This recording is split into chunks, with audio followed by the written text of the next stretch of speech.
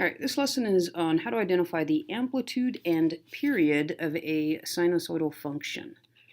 So if you have the general form y is equal to a times the sine of bx, a represents your amplitude. And that is just the distance from your center line to your max point. So if you're looking at your sine function here,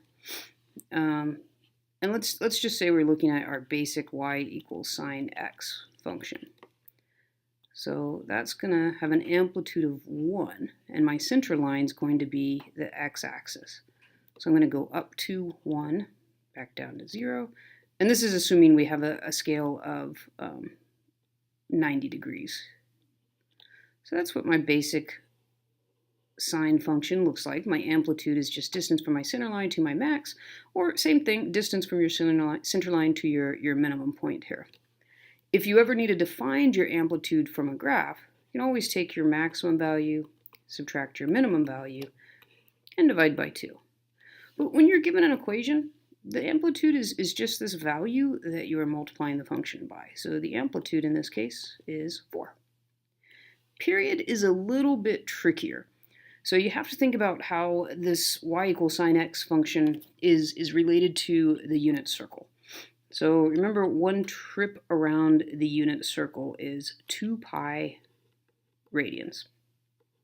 2 pi radians. Well, this value here in front of x is going to dictate how your period changes as you go about our unit circle. So in general, there's a formula that helps you figure out your period. Period is equal to 2 pi, because we 2 pi around the unit circle, 2 pi over b. And that's this value here. You can also, if you have a graph, you can identify the period just by looking at how long it takes to complete one cycle.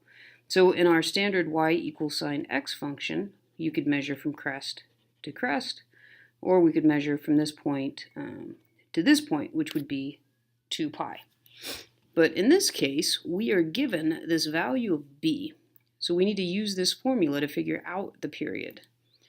So period is equal to 2 pi divided by b, which is 3/2.